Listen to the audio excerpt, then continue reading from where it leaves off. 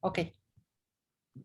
Bien, quiero darles la bienvenida a todos los presentes y en especial a Alexandre Coelho de la Rosa, nuestro amigo, que hoy nos va a exponernos un tema que es de mucha importancia para el desarrollo de nuestro grupo, ¿no? En términos del Islario del Pacífico y por tanto seguir reflexionando sobre las experiencias de investigación en ámbitos insulares. Y en este sentido, Alex hoy nos va a presentar un tema de mucho interés. Alexander Coelho de la Rosa es doctor en historia por Stony Brook, en la Universidad State University of New York, y es un especialista, un importante especialista de temas jesuíticos, ¿no? En los contextos en los cuales estudiamos. Él es profesor de la Universidad Pompeu Fabra de Barcelona, como ustedes están viendo en pantalla, y como les decía, es un investigador destacado. De hecho, la gente que se va integrando más recientemente a la historiografía jesuítica o general americanista, claro, lo asocia más precisamente al tema que hoy vamos a ver. Pero en realidad, Alex hace muchos años que está trabajando en estas temáticas jesuíticas, ha incursionado no solamente en el ámbito del Islario del Pacífico, sino en otras experiencias. Sin embargo, los últimos libros han ido en esta dirección y han sido aportes importantes, ya sea en el ámbito hispano y en el ámbito anglosajón, dado que Alex ha publicado sus obras también precisamente en Boston, ha publicado en la misma universidad de UAM, recientemente en New York, en fin, tiene varios títulos que han ido precisamente confirmando lo que yo les estoy diciendo, de que estamos frente a un gran investigador y además una gran persona. Así que eh, agradecidos de tu presencia hoy y tienes la palabra, ¿no? Bueno, pues, en fin, para corresponder con estos inmerecidos elogios, Rodrigo, muchísimas gracias por invitarme. Para mí es un placer estar con todos vosotros y un poco explicaros o tratar de explicar un poco, un poco la investigación que he ido realizando en los últimos años, porque lo que voy a, digamos, a compartir es un poco una síntesis de esta, digamos, de estas preocupaciones, ¿no? Que me han ocupado en los últimos años y que tienen que ver con Asia-Pacífico en general y en particular con la evangelización de las Islas Marianas.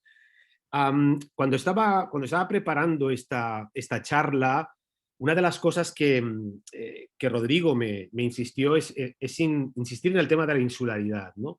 Es decir, la cuestión de la insularidad de las Marianas, pienso que no puede ser entendida exclusivamente desde un punto de vista local, es decir, un punto de vista, digamos, de lo que atañe al archipiélago mariano, sino que debe ser entendido en un contexto global, es decir, en un sentido de cómo los jesuitas en 1668, cuando, por ejemplo, estamos hablando de este contexto de la llegada de Diego Luis de San Vítores, que es el fundador y que de alguna manera pues llega allí un poco en el 68, pero para fundar las Marianas, pero ya había llegado antes. De hecho, desde Nueva España, él salta a Filipinas y entonces en el año 62 nos encontramos a San Vítores precisamente haciendo de misionero en las Filipinas. Algo que es muy interesante, porque de hecho sabemos menos de San Vítores en lo que hacen en Filipinas, que es donde realmente estuvo más tiempo, que no en Marianas, que es donde precisamente permaneció menos tiempo y donde murió como mártir, ¿no? Entonces es interesante, como decía, porque hay un contexto que creo que es importante también resaltarlo, que es el contexto global de Filipinas y de los jesuitas en este momento. Un momento que además es particularmente interesante porque, como sabéis, en el año 1639 los jesuitas ya no podían ir a Japón. Y de hecho San Vítores, cuando llega a Marianas, una de las grandes obsesiones del misionero jesuita no es solo permanecer en Marianas, sino explorar las islas circundantes, es decir, incluso se había planteado llegar a Nueva Guinea, pero también, por supuesto, explorar la posibilidad de ir hasta Japón, cuando en 1639 el Sakoku había prohibido, de hecho, las misiones a este país, ¿no? Entonces, claro, es interesante porque en ese contexto donde los jesuitas ya no podían ir hacia el norte, claro, el sur era digamos, una tierra de promisión, donde los jesuitas empiezan a consolidar posiciones en todo lo que son las Visayas y sobre todo en Mindanao y en Joló, que siempre consideraron territorio como cosa suya. Pero es que además es interesante por la proyección que tienen también hacia el sur de Filipinas, hacia el sur de Mindanao, y me refiero en particular a las Molucas, ¿no? Y claro, estamos hablando continuamente de islas. Pero es que, por ejemplo, en las Molucas, donde ahora recién se acaba de leer una tesis extraordinaria de Antonio Campo López en la UNED, donde estuve ahora mismo, ayer, donde estuve en el tribunal, que es un antes y un después, es decir, es lo mejor que se ha escrito sobre esto, porque además explica todo ese contexto de expansión espiritual, de expansión económica, de tensiones fronterizas, de espacios geoestratégicos y claramente la posición de los jesuitas allí, que fue fundamental. Pero claro, todo este contexto que estoy intentando dibujar, en un contexto donde ya no se puede ir hacia el norte, donde los jesuitas están asentando sus posiciones en Mindanao y en Joló, luchando contra los moros y también intentando expandirse desde Molucas a otros lugares como Sulawesi, las Célebes, etcétera, etcétera. Todo eso se rompe en el año 1663 con una decisión muy polémica y que muy probablemente todos vosotros conocéis, que fue la de Sabiniano Manrique de Lara, de retirar a todas sus fuerzas militares de no solo de las Molucas, de Ternate, de Tidore, sino también del fuerte de Zamboanga, de Mindanao, de Joló, porque había la amenaza del famoso pirata chino Koxinga, que amenazaba con invadir Manila. Entonces, ¿por qué digo esto? Claro, en el contexto del año 1663, cuando San Vítores estaba precisamente en Manila, nos encontramos con un montón de jesuitas sin trabajo, por decirlo de alguna manera, que están intentando plantearse qué hacer con la cuestión misionera. Es decir, es un contexto complicado porque no pueden ir hacia el norte, el sur les ha quedado también taponado por una decisión personal, aunque precisamente la tesis de Campo López explica que el problema es otro, no es solo una decisión, digamos, de amenazas, digamos, militares de piratas que pueden invadir China desde Taiwán, desde la Isla Hermosa, sino sobre todo un problema de mantenimiento, ¿no? Un problema de lo caro que resultaba para la corona española mantener unas islas donde después de la paz de Westfalia eran, es decir, bueno, no resultaba una amenaza como había sido anteriormente, ¿no? Entonces, claro, ahí es donde aparecen las Marianas. Es decir, en el año 68, no es casualidad que de alguna forma los jesuitas contemplan las Islas Marianas como un espacio de expansión misionera que se les abre ante la posibilidad de que no podían ir a ningún otro lugar y donde todos los espacios que habían estado ocupando anteriormente ya no es posible ocuparlos por razones, digamos, que son las que he intentado explicar. Claro, en ese contexto es donde los jesuitas intentan establecerse, intentan de alguna manera pues, consolidar una misión por una decisión también personal. Es decir, la reina Mariana de Austria, la viuda, regente de Felipe IV, es la gran, digamos, patrocinadora de estas misiones. Entonces, fomenta la llegada de los jesuitas con una financiación personal, pero además es un contexto importante porque, claro, las jesuitas, las marianas, a diferencia de las molucas, allí no hay clavo, allí no hay nuez moscada, allí no hay macis, allí no hay nada. Es decir, no hay nada. Entonces la pregunta del millón es por qué los jesuitas quieren ir a un espacio que, a diferencia de las molucas, aparentemente no tiene ningún beneficio económico. Tampoco había plata, tampoco había oro. Y es en ese sentido donde una de las tesis que he defendido a lo largo de estos años, y en particular con la publicación del libro de la historia de las Marianas de Luis de Morales y Charles Le Gobienne, que se publicó extrañamente, aunque en el libro intento explicar por qué, en París en 1700, es un problema de demostrar a todos los antijesuitas, jansenistas, que de alguna forma la compañía no era una orden religiosa interesada por cuestiones económicas, sino que eran capaces de ir a unas islas como las Islas Marianas, donde aparentemente no había nada, no habían intereses. Entonces, que la motivación fundamental era una motivación religiosa. Esta es una razón de fondo. En ese sentido, claro, la presencia de los jesuitas allí no fue fácil. Como veis aquí en este mapa que ha sido de alguna manera replicado, pero es un mapa de Alonso López, en 1672, pero que de alguna manera pues, explica un poco pues, estas islas que están de alguna manera, pues son 14, pero la isla principal es la isla de Guam, que es junto con la isla de Rota y la isla de Tinian y Saipán, las principales, donde estaban habitadas, pero que desde el año 74, 1674, se produce una, digamos, una concentración de nativos en la isla principal, en Guam, a través de un sistema de reducciones, exactamente el mismo sistema que ya se había aplicado en América, de concentración de indios en parroquias, en pueblos y principalmente gobernados por misioneros. Lo que es interesante, y esto tiene que ver también con Molucas, es la forma en cómo se produjo esta evangelización, que fue complicada por muchos motivos. En primer lugar, por la muerte, como sabéis, de muchos jesuitas que murieron como mártires, no solo jesuitas, también auxiliares filipinos y mexicanos que murieron a víctimas de los chamorros. Y después, a ver cómo paso aquí exactamente. Aquí hay un mapa donde un poco podéis ver la importancia geoestratégica de las Islas Marianas que se ve aquí, sobre todo para el galeón de Manila, ¿no? Que llegaban, hacían la parada en Guam y entonces seguían hasta Manila.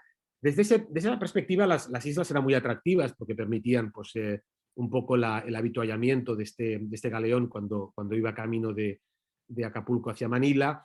No siempre paraban, pero era importante por el socorro, porque proporcionaban, al igual que el famoso socorro que desde la isla de Otón o en Panay llegaba desde Filipinas a Molucas, el socorro era importante porque permitía a los españoles y al presidio que allí había, pues pagar el situado, pagar el salario, etcétera, etcétera.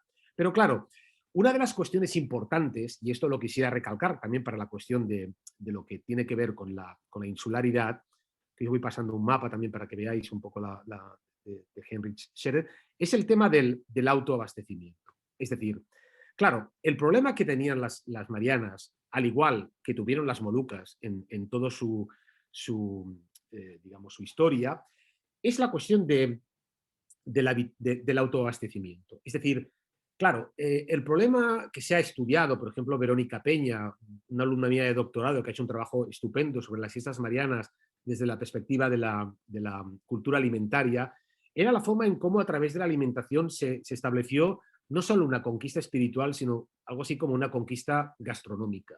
Es decir, para los jesuitas comer pescado no era propio una sociedad civilizada, y a partir de aquí, desde el primer momento, los jesuitas trataron de establecer una autosuficiencia agropecuaria con las plantaciones de arroz, es decir, trataron de transformar esas islas de pescadores-recolectores en unas islas que pudieran producir, digamos, alimentos suficientes para autoabastecerse. Porque, claro, el socorro llegaba cuando llegaba y siempre era escaso. Muchas veces, en el caso de Diego Salcedo, que fue el gobernador, que sistemáticamente se estaba negando a ayudar a los jesuitas y promover la evangelización de Marianas, bueno, entre otras cosas tengo que decir porque Salcedo tenía intereses en Batavia, porque tenía familia holandesa y de hecho acusaban a Salcedo de promover el contrabando con Batavia e incluso con las islas de Molucas, ¿no? Pero claro, lo que quiero explicar es que el problema, por ejemplo, que tuvieron las Molucas es que nunca fueron autosuficientes. Es decir, el hecho de que tuvieran siempre los españoles que mandar un socorro, que además Campo López en su tesis lo explica muy bien, desde la famosa campaña exitosa de Pedro de Acuña en 1606 hasta el abandono en 1663, anualmente los españoles mandaban desde Otón, desde la famosa isla de Panay, que se llamaba así porque pan hay, como decían los jesuitas, mandaban socorro, mandaban arroz para que pudieran abastecerse los soldados que vivían en Ternate. Pero claro, nunca se consiguió el autoabastecimiento. Tenían que comer sagú, que era este corazón de palmera, en fin, harina, con lo que se mantenían. Tenían que conseguirlo en las islas de Jalmajera, en Saquián. Es decir, y claro, ¿por qué era importante, digamos, seguir la senda de Francisco Javier? Entre otras cosas porque Francisco Javier había llegado a Molucas, es decir, la isla de Jalmajera, que no tenía clavo, pero que era importante para autoabastecerse, fue uno de los objetivos de los españoles para precisamente dominar Molucas. Es decir, hay que comer, ¿no? Entonces, si no hay que comer, es imposible mantenerse en unas islas tan alejadas. El mismo planteamiento se establece en Marianas, es decir, cómo sobrevivir en unas islas tan escasas, tan precarias, donde apenas había arroz, el poco arroz que había se consumía de manera elitista, y donde realmente si el socorro no llegaba, pues era muy difícil vivir allí. Entonces, aquí tenéis en la presentación las famosas construcciones late. Estas construcciones late son interesantes porque las casas chamorras se construían encima de estos pilares para evitar un poco el tema de la humedad, y son fascinantes porque además los arqueólogos han documentado esto muy bien. Creo que aquí, exactamente, aquí hay una imagen donde se puede ver un poco cómo funcionaban estos habitáculos. Y bueno, la sociedad chamorra, pues podría decir que era abundante. Estamos hablando de 30.000, bueno, las arqueologías ya sabéis que exageran, ¿no?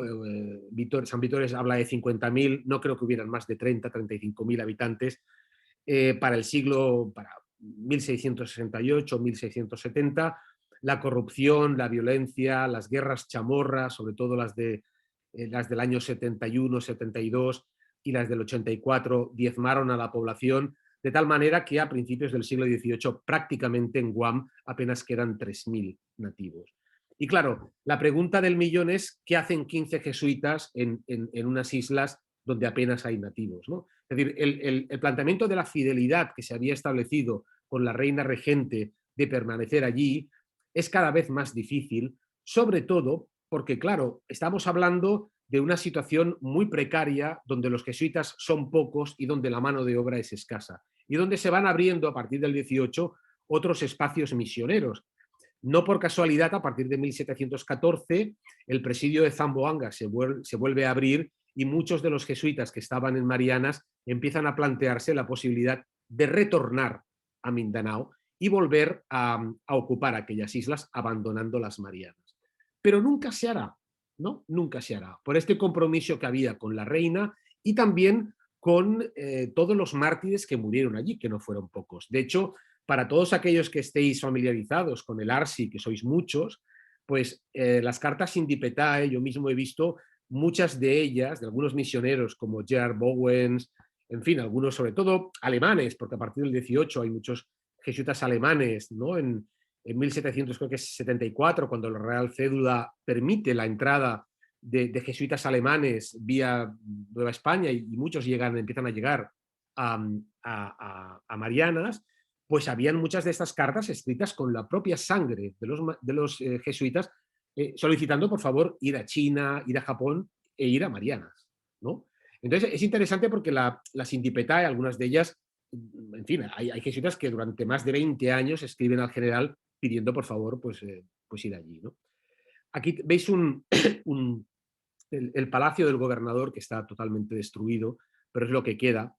Hay que decir que actualmente en Guam hay un creciente interés por el patrimonio español, pero ya digo que es lento, es decir, por la cuestión de que en Guam la cantidad de jesuitas que murieron, y a pesar de que el 95-90% de la población es católica, ese fervor que existe por el catolicismo no se ha trasladado a un culto de los mártires jesuitas, ¿no?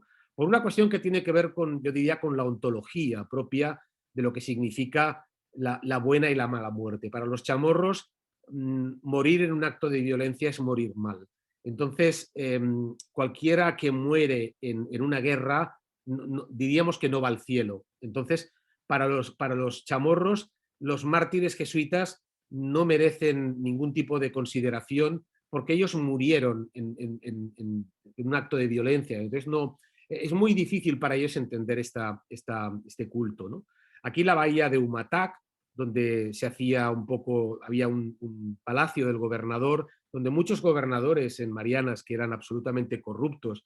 Esto lo ha estudiado muy bien Carmen Yuste con el tema de los almaceneros mexicanos, es decir, cómo Guam se utilizó siempre para, de alguna manera, hacer un tráfico comercial de contrabando desde Acapulco, Guam y Manila, de tal forma que muchos de los gobernadores, como por ejemplo el caso de Juan Pimentel, pues habían estado implicados en un tipo de comercio corrupto, en el sentido de cómo utilizaban la mano de obra chamorra para cargar el galeón y venderlo, eh, eh, en fin, ganando, pues teniendo pingües beneficios, que podríamos decir, ¿no?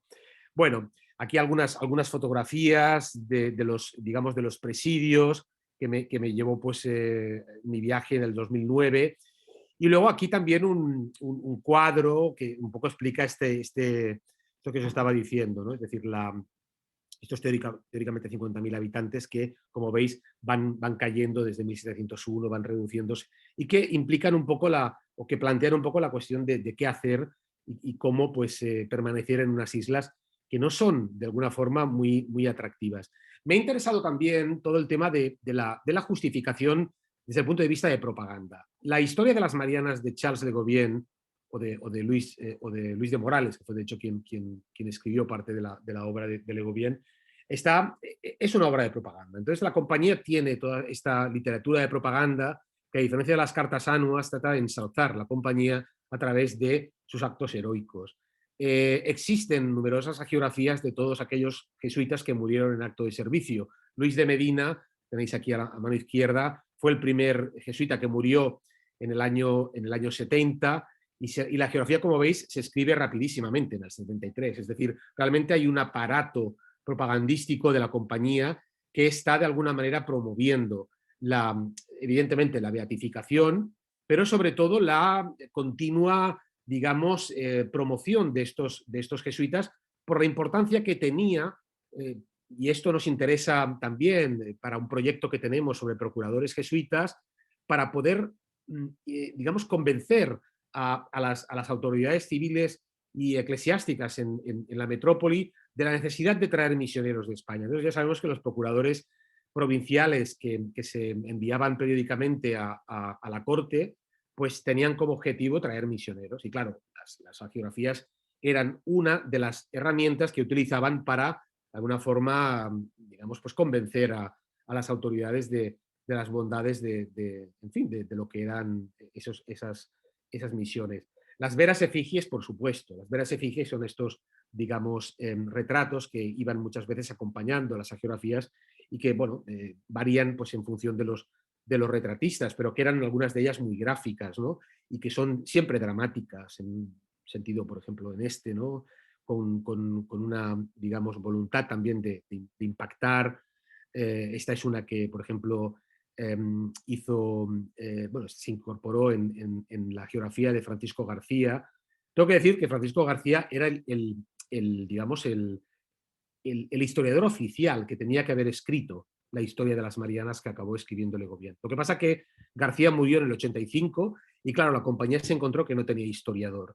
Entre el cambio de dinastía, la importancia que Luis XIV le dio a las misiones asiáticas y la voluntad de impulsar estas misiones, hizo probablemente que la historia de las Marianas se acabara publicando en París por alguien que nunca pisó las Marianas, como fue Le Gauvion, ¿no? Entonces eso no deja de ser una paradoja que a mí siempre me ha interesado. Pero en cualquier caso, bueno, es importante, pues, sobre todo contrastar, comparar, pero sobre todo entender la importancia que las Marianas tenía para la compañía como unas islas que no proporcionaban riqueza, pero sí, en cambio, daban razones a todos aquellos que criticaban a la compañía, ¿no? Desde posturas, como decía, jansenistas bueno, o por el tema de los ritos chinos. La compañía, esto lo sabemos, desde la época diría, del arzobispado de Felipe Pardo, ¿no? En Filipinas, de los dominicos. Es decir, era una guerra a tumba abierta, ¿no? Contra la compañía, ya a finales del 17, ¿no? Esto creo que es sabido. Pero lo que la compañía trató fue de defenderse a través de esta literatura hagiográfica y además, pues, pienso que convincente, ¿no? Bueno, ahí voy pasando algunas de estas, digamos, esta es la traducción que se hizo al italiano, que la hizo Ambrosio Ortiz ya después de la muerte del autor Francisco García. Y luego, pues, esta que me encanta, ¿no? Que es un poco también, esta es una clásica, es decir, los jefes Irao y Matapán que asesinan, ¿no? Es muy interesante, luego os voy a enseñar algunas otras cosas, porque además las cartas anuas dan cuenta de cómo se produjo este martirio. Entonces hubo muchos, ¿no? Aparte de San Vítores o aparte de Luis de Medina, aquí os enseño un famoso monumento en honor a Diego Luis de San Vítores, que además es paradójico porque, no sé si conocéis, pero los japoneses, a los japoneses les gusta ir a Guam para casarse, ¿no? Porque es mucho más barato casarse en Guam, porque está a 3 horas en avión, y entonces está lleno de japoneses. Entonces este monumento, que está en medio de un hotel lleno de turistas, es el único modo de entrar al lugar donde teóricamente fue asesinado Diego Luis de San Vito. Entonces tienes que hacer una especie de periplo para encontrar este monumento. Y además es interesante porque, bueno, aquí tenemos otro misionero, Sebastián de Monroy, que murió en el 76 y que también pues, se elaboró por parte de Gabriel de Aranda una geografía. Aquí vemos un poco también el dramatismo de la muerte de estos chamorros atléticos, forzudos, que matan a Sebastián de Monroy, básicamente por cuestiones que además son muy interesantes, por estas cuestiones de estos malentendidos, ¿no? Entre comillas, es decir, la voluntad de los chamorros por bautizar a las niñas, a los hijos de los chamorros, los jesuitas no entendían que muchos de estos pensaban que el agua del bautismo mataba. Entonces, a partir de la consideración de que el agua del bautismo mataba y era responsable de la muerte de muchos de estos chamorros, pues la venganza pues acabó con muchos de los jesuitas, perdón, que murieron. Bueno, desde las Islas Marianas se fueron a otras islas. Entonces, lo de la insularidad es algo como esto que hablaba aquel escritor, ¿cómo se llamaba? Epeli, este escritor de Tonga, que hablaba de que el Pacífico es un mar de islas, ¿no? A mí me gusta mucho esa metáfora porque realmente desde Guam se intentó continuar esa voluntad expansiva, ¿no? No tanto a Guinea, como había sido también la idea de San Víctor, sino de intentar ir un poco hacia el sur, por ejemplo, para llegar hasta las Islas Carolinas o Palaos, porque de alguna forma, pues claro, llegaban carolinos a las islas y entonces a partir de ahí se establecieron pues intentos de ir a otras islas. En ese sentido, casi lo plantearía como de árbol ignaciano, ¿no? Como aquel famoso árbol ignaciano de Athanasius Kirchner, ¿no? De que hay unas ramas que se van extendiendo, y esta es la imagen de la compañía en el Pacífico, es decir, utilizar las islas como plataformas de lanzamiento para ir a otras islas. Ya las Filipinas representan esto, hacia Molucas, hacia otros lugares al sur, hacia Mindanao, hacia Joló, pero también desde Marianas se intenta alcanzar otras islas, como por ejemplo las Carolinas, donde se envían expediciones como la famosa de Juan Antonio Cantova en 1730, que fracasa por también el martirio de este jesuita italiano, pero también por la necesidad de encontrar nuevos horizontes misionales. Claro, estamos en un contexto de crisis demográfica, de plantearse si realmente había que abandonar o no las islas, y sobre todo de la posibilidad de encontrar mitos como la Rica de Oro y Rica de Plata, que eran estas islas donde se pensaba todavía que se podían encontrar. Es decir, ¿sabéis? El siglo XVIII es el siglo de las utopías, ¿no? Entonces, la voluntad de poder conseguir llegar a estos mitos todavía está presente, y está muy presente porque de hecho se habla, las fuentes hablan de la posibilidad de encontrar estos mitos todavía aquí tenéis la firma de Juan Antonio Cantova. Y luego, bueno, esto es fascinante, no sé si, creo que Rodrigo lo conoce. A mí me pasó una cosa curiosa, dejad que os lo comparta. Cuando publiqué en el 2013 la versión castellana de la Historia de las Marianas, un señor me llamó al despacho, a la universidad, y me dijo que, bueno, que había leído mi libro, que le había gustado mucho y que él tenía a Manuel de Solórzano en su casa, ¿no? Entonces, claro, Manuel de Solórzano fue un jesuita que murió en 1684 en martirio durante la Segunda Guerra Chamorra, y que, bueno, murió de 2 machetazos en la cabeza. Las cartas sanos lo explican perfectamente. Y claro, pues, en fin, con todo lujo de detalles, uno puede ir a las cartas sanas y ver el... Claro, cuando a mí me dijo esto, yo pensaba, bueno, esto es una broma, ¿no? Porque, claro, digan que tienen a Manuel de Solórzano en casa, y yo no sé a qué se refiere usted. Pero no, es que Resulta que Manuel de Solórzano fue parte de la familia cuando murió el provincial Bowens, decide enviarlo. Bueno, el proceso de todas las reliquias es siempre el mismo, ¿no? Hay que certificar la reliquia, se envía al provincial para su certificación en Manila y desde Manila se factura a Acapulco, dirección España. Pero claro, había que decidir si se enviaba a la parroquia. Algunas veces se mandaba a la parroquia del martirizado u otras veces se enviaba a la familia. En el caso de Solórzano acabó en la familia. Es decir, y lo más alucinante del caso es que Manuel de Solórzano permaneció en formato reliquia durante siglos, conservado por la familia, ¿no? Por la familia bueno, extremeña, ¿no? En Villanueva de los Barros, creo que es el sitio donde estaba. Y bueno, pues os voy a enseñar las reliquias, porque claro, aquí, en estas reliquias, bueno, habían cartas, ¿no? Habían cartas, que es un poco, pues, otro tesoro, además de las reliquias, porque esto, como sabéis, es una reliquia insigne, el cráneo, de un valor, bueno, es la reliquia más importante, pero lo que es realmente, no solo la posibilidad estadística de conseguir esto, bueno, ya sabéis, es muy remota, pero lo más interesante es ver las reliquias, además verlas como os explicaba, yo os la voy a ir pasando, pero luego os las voy a... por ejemplo, aquí se ve perfectamente los golpes de machetazos, cómo murió Solórzano, tal y como explican las cartas sanudas, ¿no? Pero bueno, o lo más alucinante también es ver que estas reliquias que se conservan, pues no estaban solas, ¿no? Había documentación dentro. Es decir, habían cartas. Y estas cartas son parte, bueno, os lo voy a enseñar aquí porque lo tengo. Este es el libro que hemos publicado, que hacía referencia Rodrigo. Este es el libro que hemos publicado David Atienza y yo, que es un antropólogo, David, y un amigo extraordinario de la Universidad de Guam.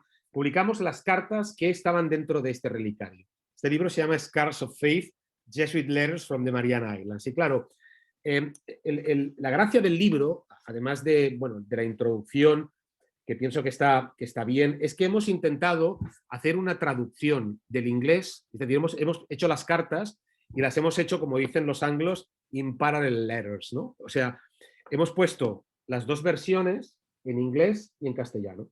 Entonces, bueno, están las dos versiones de estas cartas, que son unas cartas que explican pues todo el proceso, además para historia cotidiana, es decir, son una documentación muy rica porque nos permite ver desde el momento desde que salió Manuel de Solórzano de Sevilla hasta que llegó a Guam. Y bueno, la última carta, pues yo diría que es de justo antes de morir. Son cartas que envió a su padre, cartas que escribió a amigos, incluso hay algunas cartas también del provincial, de Gerard Bowens, que era un provincial belga que escribió al padre de Solórzano, que trabajaba para la Real Hacienda, que era muy influyente en la corte. De hecho, fue el que convenció a la reina Mariana digamos, para poner la plata, ¿no? para financiar la evangelización. Y claro, lo importante, pienso, es también que hemos completado en la edición del libro con algunas pequeñas cartas martiriales, algunas de ellas que encontramos en el fondo jesuítico de Lina, en México, algunas otras que estaban aquí en Barcelona, en el archivo provincial. Es decir, hemos ido recogiendo algunos materiales y bueno, se ha quedado un libro, bueno, bonito. Yo estoy muy contento, además de la portada, que es preciosa, porque esta es una portada precisamente de la imagen anterior, que no sé si os la paso, de esta. Esta es la imagen que aquí veis del libro de Gabriel de Aranda, que se ve perfectamente, de la muerte de Sebastián de Monroy. Este es Sebastián de Monroy. Aquí veis un poco, bueno, esto no lo he hecho yo, lo ha hecho un especialista, pero vamos, que ha hecho un trabajo magnífico de ilustración. Y bueno, lo que os quería compartir es esto, ¿no? Es también estas magníficas reliquias que hemos podido preservar de Manuel de Solórzano, que a ver, fue un importante misionero que además fue viceprovincial también en Guam. Y bueno, hay más, ¿no? Rodrigo, no sé cuánto tiempo, yo es que soy como Fidel Castro, yo puedo estar aquí hablando horas, pero No, está bien, sigue, no sigue. queremos eso, todavía tengo tiempo, ¿no? Sí. Entonces, bueno, aquí tenemos, digamos, otro mártir alemán, Agustín Strobach, que, por ejemplo, el fantástico libro que ha publicado Ulrich Strasser sobre Guam, no sé si conocéis el libro de Ulrich Strasser, que es un especialista que ha trabajado también toda la cuestión de las, de esta, lo que ella llama la mimicry, ¿no? La forma en cómo los misioneros intentan un poco replicar sobre todo a los patrones, ¿no? A Francisco Javier, que aunque no murió como mártir, sí que fue un modelo para todos estos, digamos, misioneros, porque realmente Francisco Javier es el modelo, es decir, en estas islas para los jesuitas. Es decir, ya en Goa es todo digamos, una personalidad, pero siempre es Francisco Javier, no es Ignacio de Loyola. Entonces, digamos que la senda de Francisco Javier es importante porque se rememora, y por ejemplo Stroback es importante porque también muere en el 84 como Solórzano, muere como mártir, pero lo más increíble es que efectivamente tenemos localizadas sus reliquias. Es decir, están en la iglesia de San Ignacio en Jihlava, en Praga.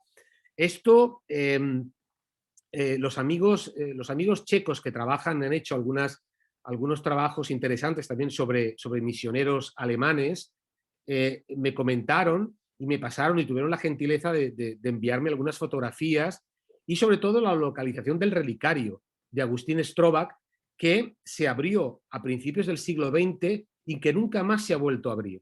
Por lo visto, lo que contiene, lo que sabemos que contiene es medio cráneo y alguna cosa más, ¿no? Pero no sabemos qué. Entonces, estamos ahí intentando averiguar la posibilidad de mandar una expedición para ver si pudiéramos de alguna forma, porque desde hace mucho tiempo el párroco que está a cargo de la parroquia es muy reacio a abrir este relicario. Pero en fin, pienso que es muy interesante porque, claro, van saliendo cosas, ¿no? Uno siempre piensa, bueno, de las Marianas, ¿ya qué podemos decir, no? Porque a veces está un poco ya... Pero es muy interesante, por ejemplo, estos descubrimientos, porque nos han permitido, bueno, incluso plantearnos la posibilidad de reconstrucciones faciales. Se podría hacer perfectamente en el caso de Solórzano porque tiene incluso los dientes, es decir, ya conserva y se puede saber incluso lo que comía, en fin, podríamos avanzar en investigaciones en este sentido. Por ejemplo, Sandra Montón, no sé si conocéis, que es arqueóloga de la Pompeu Fabra y que trabaja también con asentamientos late en Guam, pues ha hecho algunos avances al respecto, ¿no? Bueno, aquí el mapa que se incluyó en el libro de Le Gobien, que como dije antes, se publicó en París en 1700 por este comisario de China que nunca estuvo en Marianas, pero este es el libro que os comentaba, el libro de Marianas, de la historia, que fue una primera edición en castellano y una primera edición en inglés que se publicó en la Universidad de Guam. Y luego una cosa que también, un poco para ir acabando, una cosa que es interesante, San Vítores no fue el primero en ser canonizado. Es decir, de hecho, fue su asistente, Pedro Calumsot, que fue beatificado antes que él. Y es bien interesante porque, bueno, mientras que San Vítores tuvo que, de alguna manera, que esperar, sobre todo, bueno, la canonización, porque, bueno, fue beatificado en el 85, pero no ha sido canonizado. Quien fue canonizado antes fue Pedro Calumsot, y eso se explica un poco porque Calumsot era pampango, era filipino, y todos sabemos la importancia de la iglesia filipina, por ejemplo, en el contexto de Juan Pablo II. Entonces, claro, aquí ha habido también una política de promoción al respecto. También es interesante un poco una cosa que tiene que ver con lo que explicaba al principio, por qué los mártires en Guam no han tenido el éxito que podríamos atribuirles por el hecho de que, bueno, la sociedad chamorra es mayormente católica y por el hecho de que, claro, siendo todos católicos deberían considerar un poco pues la posibilidad de... Bueno, he de decir que eso nunca se ha producido. Y nunca se ha producido en parte pues porque ellos no se identifican con los mártires jesuitas. Y bueno, a pesar de que siempre han habido misioneros, es decir, después de los jesuitas, como sabéis, después de la expulsión en el 69, que fue cuando salieron por última vez, fueron los últimos que salieron de Filipinas y de Marianas, los recoletos se ocuparon de las islas de Palawan, de Mindanao, Joló y también de Marianas, luego vinieron los capuchinos, pero nunca ha habido una identificación de esta cuestión de lo santo. Y claro, la respuesta es, aquí la tenéis, ¿no? Es decir, este es Quepuja, el líder chamorro que colaboró con los jesuitas y que se hizo cristiano. Pero claro, mientras que Quepuja, que fue de alguna manera visto por muchos chamorros como un traidor, porque fue el que de alguna manera abrazó el catolicismo y de alguna manera se plegó a los deseos de los jesuitas, otro chamorro, que fue Urao, el que tenéis abajo, fue el que se enfrentó a los españoles y desafió la conquista. En un sentido, pues que ha sido un poco lo que vemos aquí, ¿no? Es decir, esta imagen de estos chamorros corpulentos, con una lanza, con esta, digamos, imagen, ¿no? de poder que se puede apreciar en todos los libros de educación secundaria, en los tablones de anuncios como este, digamos, incluso en los departamentos políticos, donde se fomenta el famoso discurso de Urao, que fue un discurso pronunciado en el año 71 por este líder chamorro, un poco oponiéndose a la conquista. Bueno, es un discurso que se aprende por todos los jóvenes chamorros en la escuela como un discurso de resistencia chamorra. Pero claro, lo más divertido del caso es que ese discurso no lo hizo probablemente ningún chamorro. Es un discurso que tiene que ver mucho más con la retórica jesuítica que no con la resistencia propia de los chamorros. Esto, por ejemplo, lo sabéis bien los chilenos, porque estos parlamentos que hacían los mapuches, estoy pensando, Rodrigo, en, ¿cómo se llama? Mi amiga catalana que está allí en Temuco, ¿cómo se llama? Esta chica que ha editado los parlamentos mapuches. Sí, bueno, ya me saldrá el nombre. Sí, sí, es decir, que hay muchos ejemplos de este discurso nativo, que de alguna manera había jesuitas detrás y que a veces se ha interpretado como un discurso de resistencia, pero que en realidad es un discurso es un poco un discurso digamos, de que, bueno, un poco la idea esa que explicaba un poco Joan Pau un día en una conferencia también, que decía, bueno, es de cuando Sila conquistó, estaba a punto de conquistar Atenas, ¿no? La famosa conquista de Sila.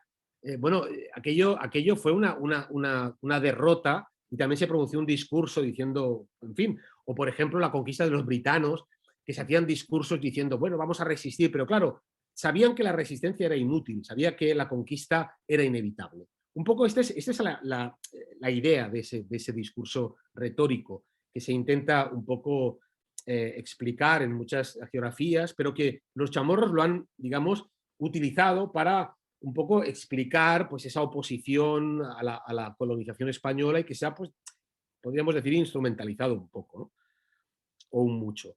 Bueno, aquí una imagen que es un poco para que veáis. Esto son como las camisetas del Che Guevara, es decir, los chicos hoy en día en Guam llevan estas camisetas y muestran este cuerpo atlético como una forma de oponerse a la colonización, pero a cualquier tipo de colonización. Es decir, que en Guam ha habido la colonización española primero, pero luego está la norteamericana, también los japoneses colonizaron la isla, es decir, han tenido varias colonizaciones, ¿no?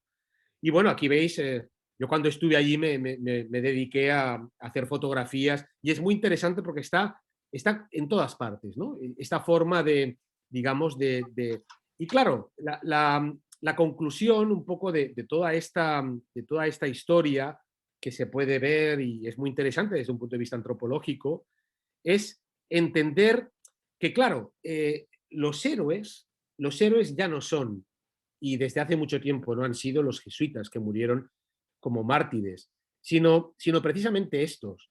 Y tienen que ver sobre todo pues, con una estética, que es una estética muy de resistencia, pero también a partir de una ontología propia, chamorra, que desde un primer momento rechazó la muerte violenta, porque las guerras chamorras duraban exactamente lo que duraba la primera lanza que caía y mataba a alguien. Es decir, cuando se vertía la primera sangre se acababan las guerras. Entonces, claro, tampoco entendían la forma pasaba también como los aztecas, ¿no? Es decir, esta forma de hacer la guerra que era distinta y que de alguna manera pues, no comprendían, ¿no? Entonces esto pasó también en Guam y es muy interesante un poco la cuestión. Los jesuitas nunca se fueron de Marianas, nunca, a pesar de todo lo que he dicho, de que unas islas que no producían nada que fuera rentable económicamente, pero sí que es cierto que a partir del siglo XVIII, podríamos decir que a mediados del siglo XVIII, pues ocuparon un espacio geoestratégico muy importante para un poco impedir digamos, la potencial conquista de Filipinas y operaron en un sentido que yo creo que es muy importante también, ¿no? Es decir, un poco como la presencia de estos misioneros y de estos jesuitas allí, pues permitía pues, o impedía, por decirlo de algún modo, que otras potencias europeas, sobre todo después de la llegada de George Anson con aquella flota en el 48, pudieran eventualmente invadir las Filipinas. Y entonces, no sé, me parece que lo podríamos dejar aquí, si os parece, por si tenéis preguntas, que me imagino que algunas preguntas tendréis. Y nada, ha sido un placer. Yo estoy encantado de poder compartir esto con todos vosotros. Muchísimas gracias, Alex. Si quieres, deja de compartir y ahí iniciamos el... Vale. A ver, sí, voy a dejar de compartir. Entonces, para dejar de compartir, ¿cómo hago? Tiene que haber ¿tienes algo, una señal roja por ahí? Sí, dejo de. Sí, sí, sí. Ahí, sí. Gertrudis Payás, te referías tú, ¿no? ¿A Gertrudis? Exacto, Gertrudis Payás, sí. Claro. Es una catalana que está en Temuco. Sí. Siempre me decía el frío que paso allí, en Temuco. Y ella ha publicado los parlamentos. Me regaló su libro. Y claro, es cierto que hay en otros lugares, pero me parece interesante porque no se entiende esa cuestión de lo importante que tiene que ver. O sea, claro que uno al final puede reivindicar esos discursos como algo propio y nativo, y estamos de acuerdo con eso, ¿no? Pero el origen de ese discurso es claramente jesuítico. Esto es indudable, ¿no? Y en esos, forma parte... en esos parlamentos siempre estaban los misioneros, así que... Claro, claro. Y además que es muy interesante porque no pasa solo en Marianas, ¿no? Hay muchos lugares donde se pueden detectar esos discursos. Y desde un punto de vista comparativo, pues claro, da para, en fin, para hacer cosas, ¿no? Bueno, Alex, mira, feliz de que hayas participado en nuestro grupo. No, para mí un placer. Dentro de la red GeoPAM, que habrás escuchado, que es una red que Sí, claro. cada día crece más y del cual estamos muy contentos con lo que ha significado en términos de intercambio de ideas. Específicamente sobre el Islario del Pacífico, aquí está parte de nuestro grupo, faltan algunos, pero están la mayoría que estamos trabajando bajo la coordinación de Guadalupe, Sabrina y yo. Y bueno, y ahora si alguien quiere comentar, tiene la palabra, preguntas.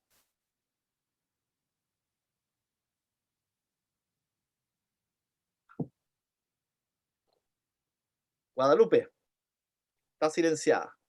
Ahí. Sí, ya, gracias. Bueno, muy interesante. Muchas gracias, Alexandre, por esta presentación. Yo, sin embargo, no sé casi nada o casi no me acerco a cuestiones de evangelización, pero yo como que también replantearía o vería de otro lado la ocupación de las islas, porque se puede decir que no tenían nada, pero lo mismo podemos decir con las del Caribe, que no se sustentan por sí mismas y por eso es importante el situado, ¿no? Entonces, en este caso, las Marianas tienen creo que esa importancia estratégica y sobre todo en la época que tú estás mencionando, creo que también se está construyendo como un intento de ocupación para tener espacios marítimos como también más protegidos, porque hacia el norte lo que son las Babuyanes, por ejemplo, están siendo ocupadas en ese mismo momento por los dominicos. Entonces, como que esa idea de ocupar las islas, si no se puede a partir de un control militar como se vio en Zamboanga, entonces no es más bien un proceso de ocupar esas islas con un fin geoestratégico que aunque no se puede por vía militar, se tiene que hacer por vía como religiosa, como estaba pasando también en el septentrión, o sea, Sonora, Sinaloa, Sí, claro. está pasando más o menos lo mismo, porque sí son importantes y en la época que tú estás mencionando, también, o sea, apenas están empezando esos viajes, también ingleses, que están haciendo referencia a esas mismas islas, porque incluso Dampier llega a hacer alguna mención de Guam. Entonces, y el reciente estudio, por ejemplo, de este Tomás Calvo, pues Sí, sí. él hasta bautiza, ¿no?, de la carrera de las Filipinas, porque más allá de pensar en las Filipinas como una zona de tránsito y de abasto, hay que pensar como que debe de haber una circulación y una comunicación, un abasto regular, como tú estás mencionando.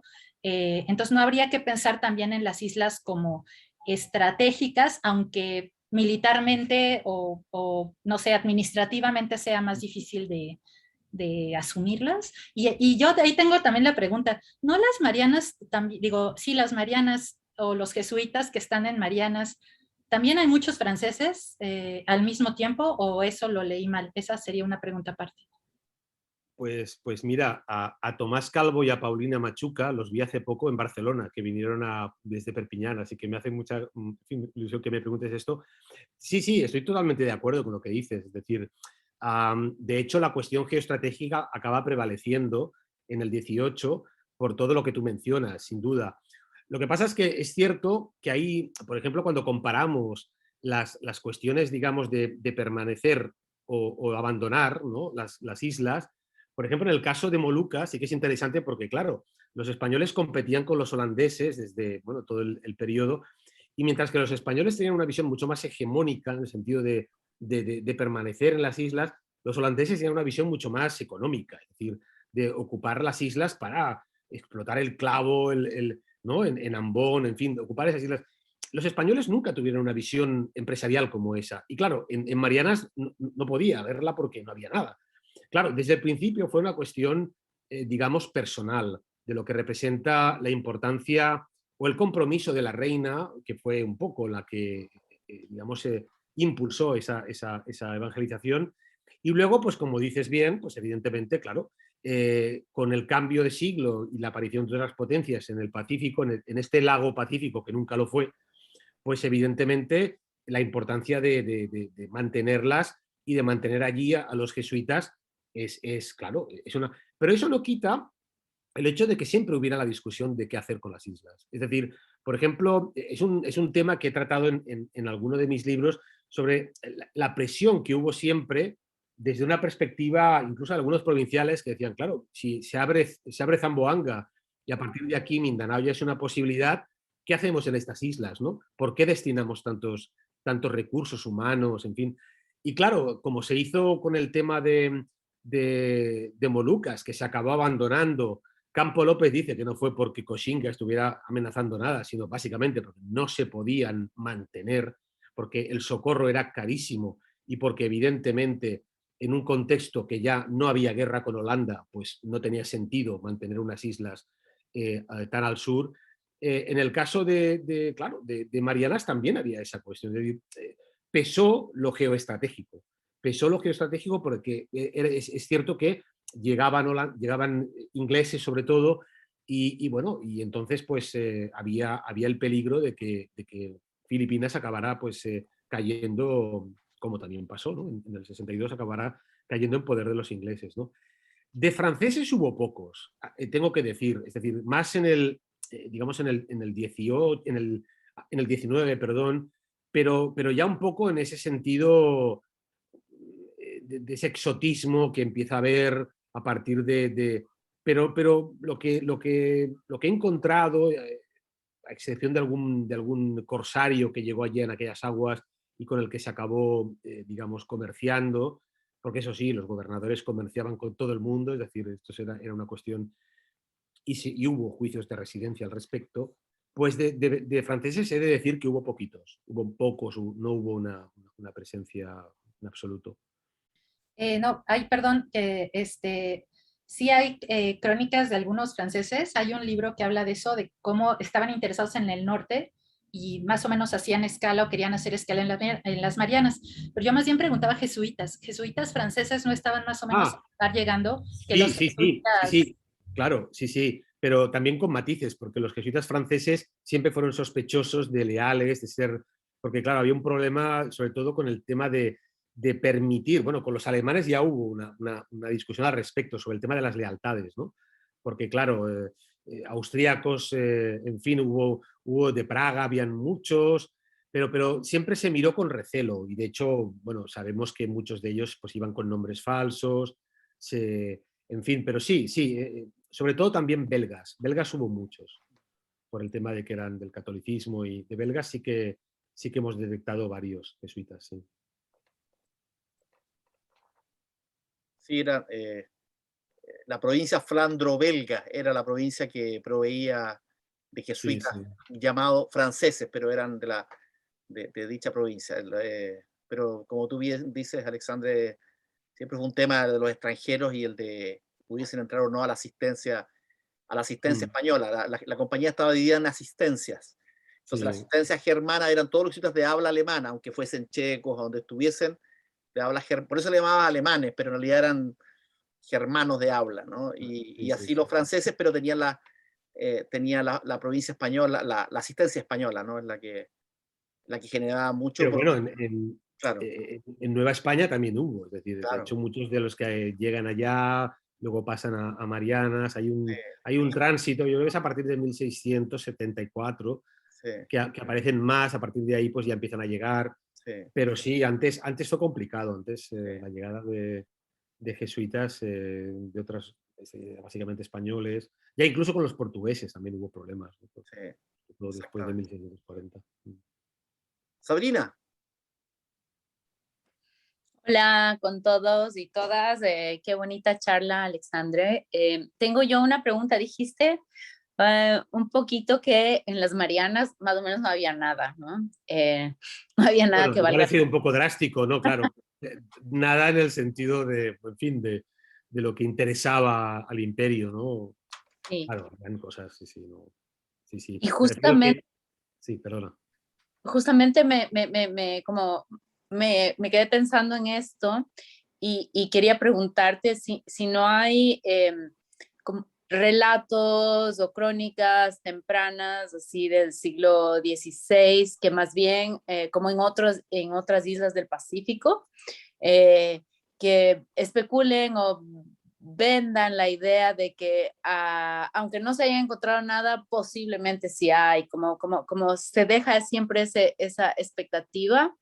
Ujú. eh, no hay ese tipo de relatos para estas islas precisamente, así como con la expectativa, por ejemplo, de la Salomón, que por ahí están las riquezas, que nadie las ha encontrado, pero por ahí están. Bueno, de hecho, lo que comentaba al respecto de las Islas Carolinas, en Palaos, cuando empiezan a llegar carolinos, que empiezan a llegar por tempestades, empezó a ver un poco el mito este de la rica de oro y rica de plata, que eran unas islas que se Ujú. creían cerca de Japón y que de hecho, pues desde principios del 17 se buscaban.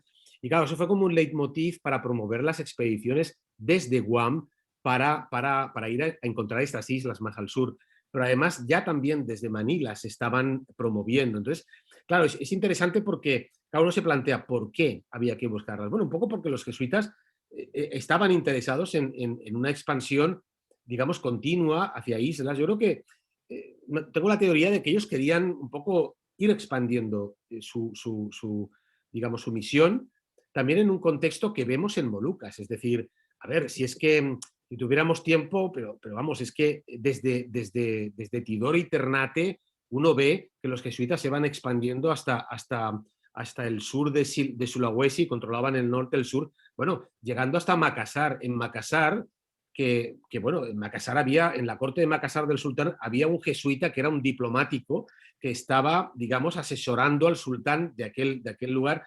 Es decir, ya en esos lugares tan remotos, los jesuitas estaban expandiendo. Entonces, claro, yo creo que los jesuitas utilizaban sistemáticamente espacios insulares como plataformas de lanzamiento para llegar a otras islas.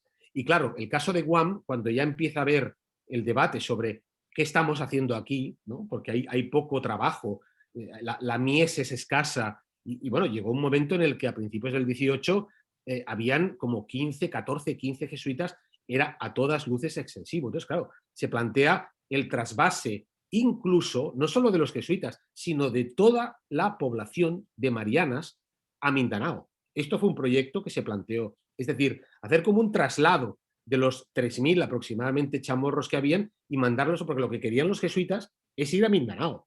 Es decir, es seguir aquella colonización interrumpida que, por ejemplo, Francisco Combés había denunciado porque los jesuitas estaban enfadadísimos con Sabiniano porque les había expulsado de su espacio de expansión misional, que era el sur, ¿no? Entonces, claro, yo creo que lo que tú dices bien, claro, Carolinas aparece, y aparecen relatos, es cierto. Por ejemplo, buena parte de las cartas, estas cartas edificantes que se escribió en francés, hay muchos relatos de estos, ¿no? De espacios así un poco, digamos, hechos por el hermano Walter, por el mismo Cantova, que trataban de un poco de explicar, pues, digamos, la posibilidad de que aquellas islas estuvieran pobladas, efectivamente, de que eran religiosos, muy importante, de que conocían la religión y, por tanto, es decir, si conocían la religión, entonces esto ya era un acicate más para poder promover la evangelización. Es decir, creo que sí, tienes razón. Yo creo que evidentemente también había un interés, ¿no? Y también por promover. Lo que pasa que, claro, Cantova muere en el 32, muere muy rápido y entonces la posibilidad de Carolinas pues desaparece, ¿no? Claro, allí pues se interrumpe. Pero yo creo que, bueno, que es posible que eso fuera así, en el sentido de que tú dices, porque Japón ya no podía ser, Carolinas apareció hacia el sur, y luego hacia el sur pues siempre miraron los jesuitas, ¿no? Miraron hasta que, bueno, hasta que fue posible, intentando llegar a espacios donde, bueno, a pesar de que Macassar se abandona en el 69, los holandeses expulsan a los españoles, se abandona todo, pero los jesuitas todavía permanecieron en algunas islas clave, como Siao, en alguna parte de las Célebes. Y es interesante, esto está poco estudiado, ¿no? El papel también diplomático de estos agentes jesuitas allí, ¿no? Creo que esto también merecería un trabajo, es decir, cuál fue el papel diplomático de estos jesuitas en aquellos espacios, controlados por holandeses, pero también donde habían colonias católicas importantes. Incluso en Batavia habían jesuitas, tengo que decir. En la corte de la Boc también había jesuitas. Entonces, claro, yo creo que los jesuitas siempre intentaron expandirse en estos espacios en la medida de lo posible, y habían relatos, pues yo te diría los de Carolinas, que son muy, muy jugosos, sí. Gracias. De nada. Fíjate que hay un tema que es común, ¿no? Bueno, que tú lo mencionas muy bien y que es común a otros espacios periféricos, pero no muchos. Y esta idea de que efectivamente hay lugares que no había mucha, es decir, que no eran lugares idóneos para hacer misión con otros, con fines anexos de tipo económico, como siempre se suele señalar, ¿no? En el ámbito historiográfico. Es decir, hay lugares que eran poco atractivos y que la compañía le tenía bastante aprecio, y probablemente tiene que ver con esta idea de que necesitaban igual esos espacios difíciles para forjar personas, ¿no? Personas dentro de la propia orden. Tú sabes que en el caso mío de Chiloé, tampoco era un lugar muy atractivo, y fíjense que la compañía era el lugar donde más solicitudes para pasar tenía, es decir, porque como era difícil, los jóvenes lo apreciaban más como espacio de desafío, ¿no? Y yo creo que quizás en las Marianas también era otro espacio.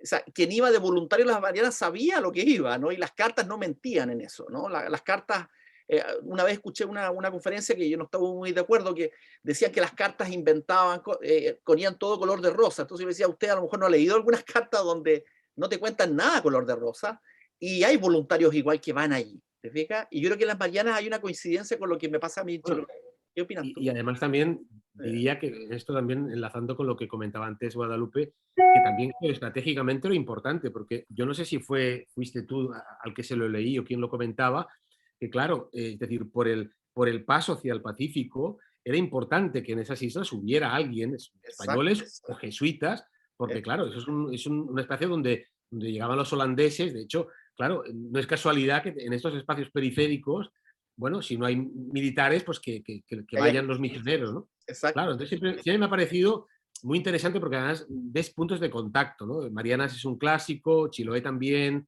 Molucas hasta que permanecen, bueno, aquello es un enfrentamiento a cara de perro, es decir, el fuerte malayo está enfrente del de Nuestra Señora del Rosario, estaban a 1 legua de distancia, a tiro de cañón, imagínate tú, claro, Es decir, esa es una circunstancia donde no podían irse de allí, porque si no los holandeses subían hasta Manila, que ya subían, pero claro, ¿qué hubiera sido si los españoles no hubieran estado en Molucas, de alguna manera, un poco como muro de contención, ¿no? Sí. Claro, el tema geoestratégico no se puede soslayar. Creo que es tan importante como el otro, o paralelamente juegan un papel, porque, claro, de hecho, están allí hasta que, y bueno, los jesuitas siempre le criticarán a Sabiniano, porque el hecho de marchar de Molucas implicaba que la frontera quedaba situada de alguna manera mucho más cerca de Filipinas, de Manila, ¿no? Entonces, claro, esto era,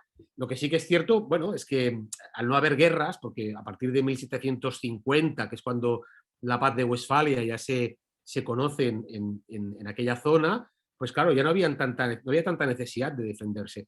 Pero sí que la había con el tema de los moros y los camucones, que eran estos piratas que llegaban de Borneo y subían hacia arriba. Con lo cual, claro, la cuestión también misionera pues, era importante, es decir, no abandonar esos espacios para no dar al Islam espacios y para no perder esos espacios. Pero es un poco también la instrumentalización, yo diría, de cómo los jesuitas quieren y se benefician de la corona, y al mismo tiempo cómo la corona también se beneficia de la compañía o de los misioneros para cumplir o rellenar aquellos espacios donde no habían militares, ¿no?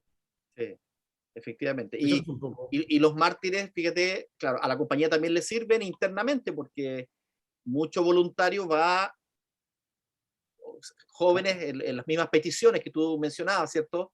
Entusiasman los lugares complicados, ¿no? Entre los jóvenes eran más atractivos.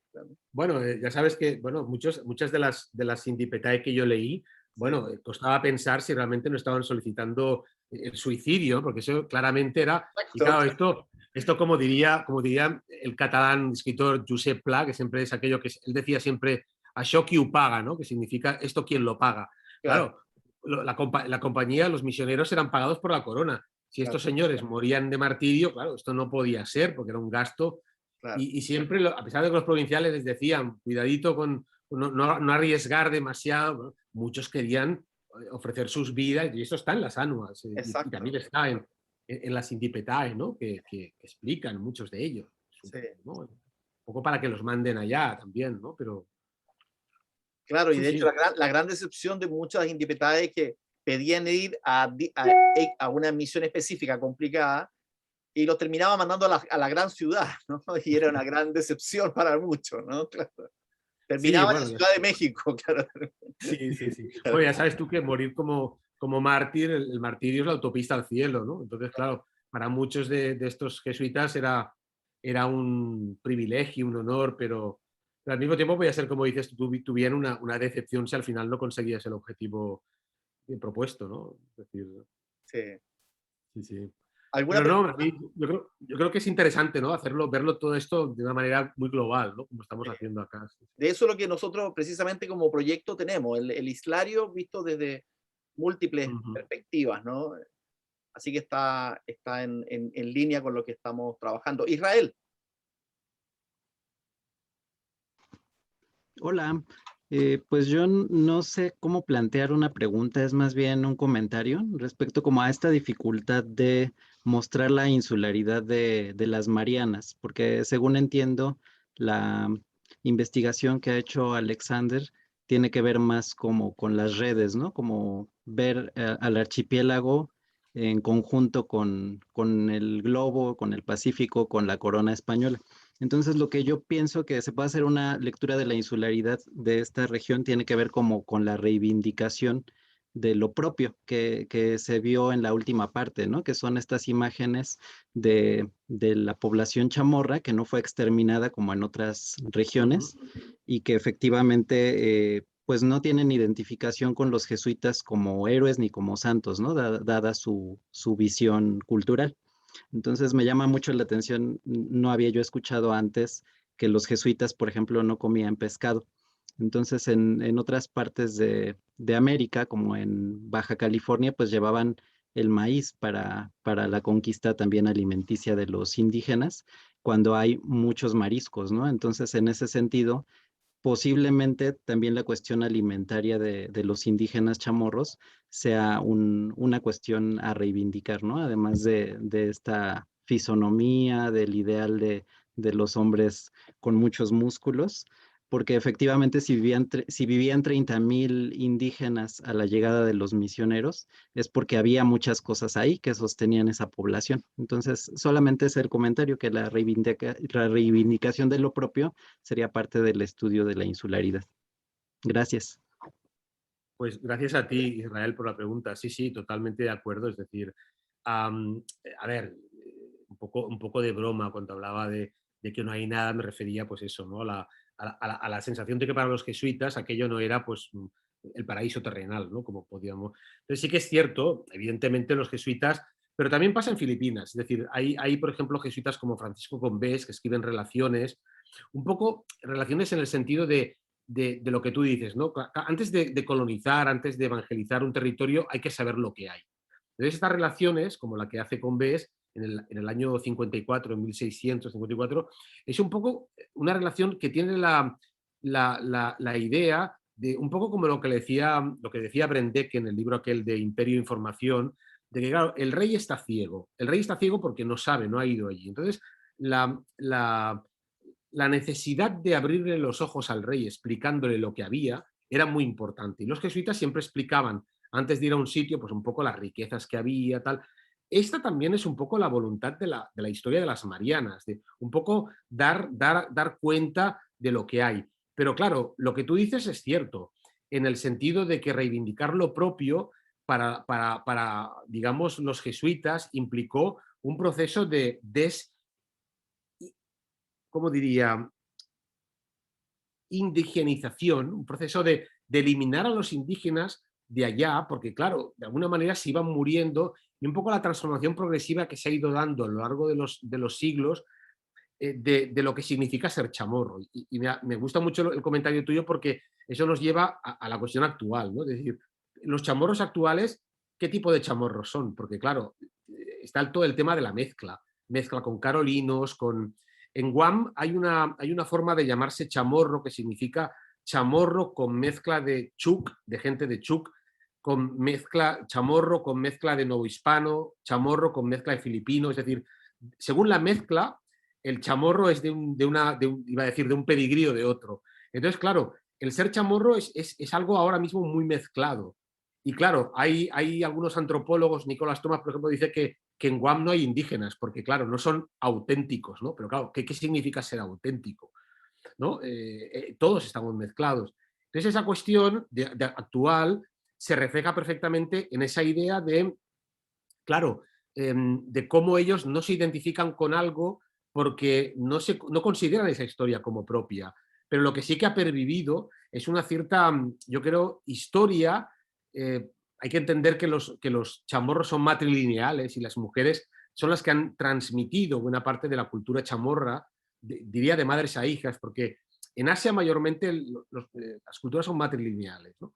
Entonces ahí sí que es interesante ver que las madres, que son además las que participan en rituales post-mortem, en fin, hay toda una interesante antropología al respecto, son las que han, digamos, preservado lo chamorro, lo que podemos llamar lo chamorro más auténtico, ¿no? Son las mujeres, no los hombres. Los hombres murieron mayormente en guerras entonces son los que han ido viniendo y según pues de dónde pues han ido, digamos, componiendo este mosaico cultural, ¿no? Un poco de lo que es hoy en día la cultura chamorra o neochamorra, si se prefiere. Pero sí, yo creo que lo que tú comentas merecería un estudio antropológico sobre todo esto, ¿no? Sobre la masculinidad. Hay estudios muy interesantes sobre masculinidad chamorra que se han hecho, sobre lo que significan estos cuerpos musculados y la idea de, digamos, también de resistencia. En fin, yo creo que por ahí hay campo para estudiar, es decir, más que ver un poco la herencia colonial y luego ver esas transformaciones, cómo se han ido desarrollando a través de cambios y permanencias. Sí, sí, totalmente de acuerdo.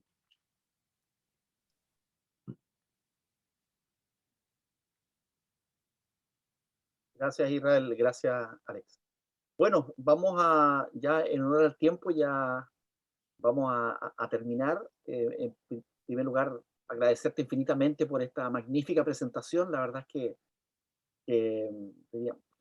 ha sido muy importante para nuestro grupo y te lo agradecemos infinitamente. Ha sido un placer, sí, sí. Y esperamos seguir en contacto, ¿no? Porque nuestro proyecto va a seguir en desarrollo y por tanto seguramente más alguno de los miembros te va a escribir, ahí yo te voy a dar tu Claro, correo no, por supuesto, ¿no? para cualquier duda, comentarios y lo que nos puedas colaborar, así que feliz de seguir en esta misma línea, Alex, y te deseamos lo mejor en tu estancia en México, que va a ser... Sí, bueno, estoy encantado.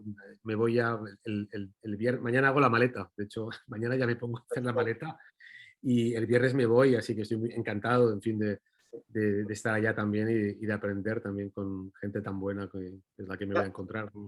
Carlos te dejó saludos, sabes que tuvo que retirar antes, así que también Carlos Paz, así que te mando un abrazo en el chat. Bueno, gracias a todos los presentes y ya nos encontraremos en nuestro próximo, digamos, en nuestra próxima reunión de nuestro grupo dentro del Islario del Pacífico y en el marco de la red GeoPAM. Así que muchas gracias y hasta pronto. Gracias, Alex. Buen viaje. Gracias a vosotros, Sabrina, Guadalupe y a todos los presentes. Un abrazo a todos. Chao. Gracias. Gracias, felicidades.